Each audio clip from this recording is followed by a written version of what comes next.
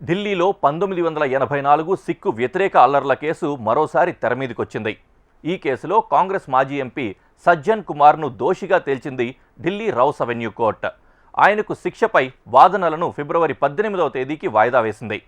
సజ్జన్కు ఈ కేసులో గరిష్టంగా మరణశిక్ష గాని, కనిష్టంగా జీవిత ఖైదు గాని పడే అవకాశాలున్నాయి. ఇప్పటికే ఆయన తీహార్ జైల్లో ఉన్నారు. ఈ కేసులో మరో కాంగ్రెస్ నేత జగదీష్ టైట్లర్పై ఇప్పటికే విచారణ కొనసాగుతోంది. నాటి అల్లర్లలో బాధితులకు నేటికీ న్యాయం జరగలేదు. ఇప్పటికీ ఆ కుటుంబాలు ఆందోళనలు కొనసాగిస్తూనే ఉన్నాయి. దేశ విభజన తర్వాత మన దేశంలో కొనసాగిన అతిపెద్ద హింసాకాండ 1984లో ఢిల్లీలో చోటు చేసుకుంది.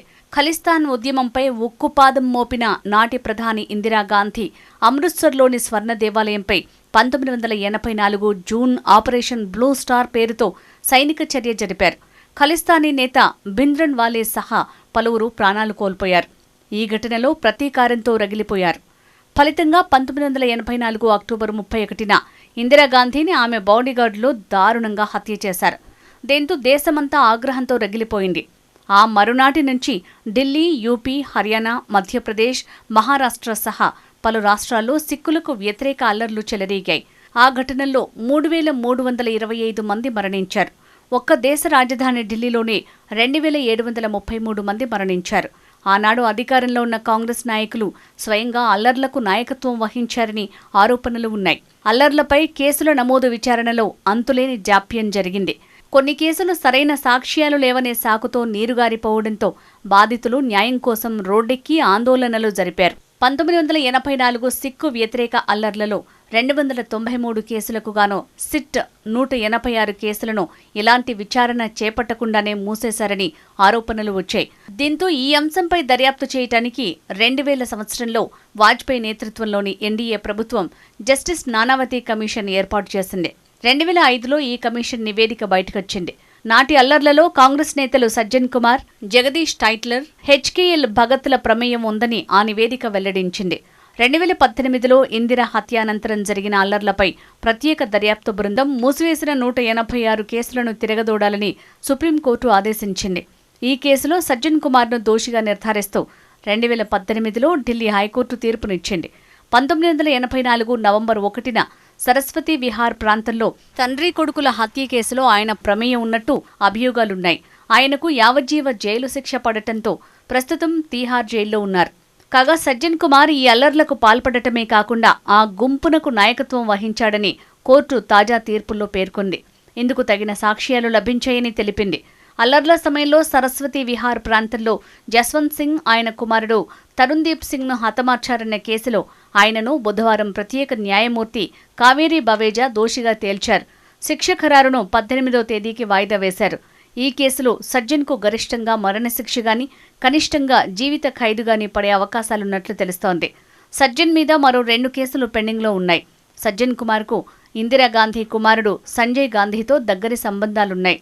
ఢిల్లీ కౌన్సిలర్గా రాజకీయ ప్రస్థానం ప్రారంభించిన ఆయన 1980లో ఔటర్ ఢిల్లీ నుంచి లోక్సభకు తొలిసారి గెలిచారు. 1991, 2004 ఎన్నికల్లో కాంగ్రెస్ తరపున అదే స్థానానికి ఆయన ఎన్నికయ్యారు.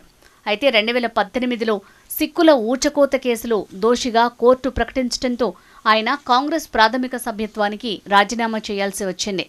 ఢిల్లీలో 1984లో జరిగిన సిక్కు వ్యతిరేక అల్లర్లలో ప్రమేయం ఉందని నానావతి కమిషన్ తేల్చిన మరో కాంగ్రెస్ నేత జగదీష్ టైట్లర్. జగదీష్ టైట్లర్ ప్రత్యక్షంగానే అల్లరి మూకలను రెచ్చగొట్టే ప్రయత్నానికి పాల్పడినట్లు వెల్లడించారు. ఆ రోజున జగదీష్ కారులో నుంచి వచ్చి టీబీ హాస్పిటల్ గేటు వద్ద కత్తులు, రాడ్లు, కర్రలు చేతబట్టుకుని ఉన్న ఒక గుంపుతో మాట్లాడుతూ, మీరు చేసిన హింస సరిపోదు, నాకైతే సంతృప్తికరంగా లేదు, మరింతమంది సిక్కులను చంపండి పోయి, లేదంటే నా మాట పోతుంది, పెద్ద ఎత్తున సిక్కులను హత్య చేయిస్తానని మాటిచ్చాను అని చెప్పినట్లు తెలిపింది.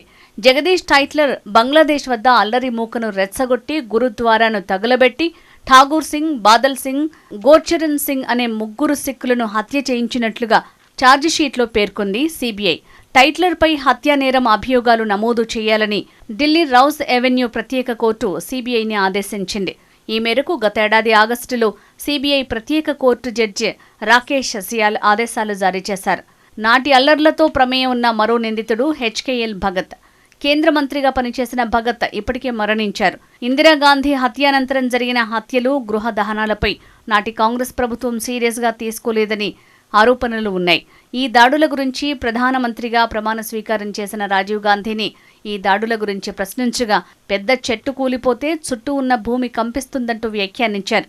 ఆయన వ్యాఖ్య పలు విమర్శలకు గురైంది. సిక్కు వ్యతిరేక అల్లర్లను అప్పటి ప్రధాని రాజీవ్ గాంధీ స్వయంగా పర్యవేక్షించారని పంజాబ్ మాజీ సీఎం అకాలీదళ్ నేత సుఖ్బీర్ సింగ్ బాదల్ ఆరోపించారు. నాటి అల్లర్లతో కాంగ్రెస్ సీనియర్ నేత కమల్నాథ్కి కూడా సంబంధాలున్నాయని విమర్శలున్నాయి. తర్వాత కాలంలో ఆయనను కాంగ్రెస్ పార్టీ మధ్యప్రదేశ్ సీఎంగా ఎంపిక చేయటాన్ని ప్రధాని నరేంద్ర మోడీ తప్పుబట్టారు. గాంధీ కుటుంబ సూచనలతో ఈ కేసుకు సంబంధించిన నిందితుల ఫైళ్లను సమాధి చేశారని, ఎన్డీఏ ప్రభుత్వం ఆయా కేసులను తిరగదోడిందని చెప్పారు. 1984 సిక్కు వ్యతిరేక అల్లర్ల కేసుల దర్యాప్తు దశాబ్దాలుగా కొనసాగుతూ తమకు న్యాయం జరగకపోవడంతో బాధిత కుటుంబాలు ఎంతో ఆవేదనతో ఉన్నాయి. నిందితుల్లో కొందరు ఇప్పటికే మరణించారు.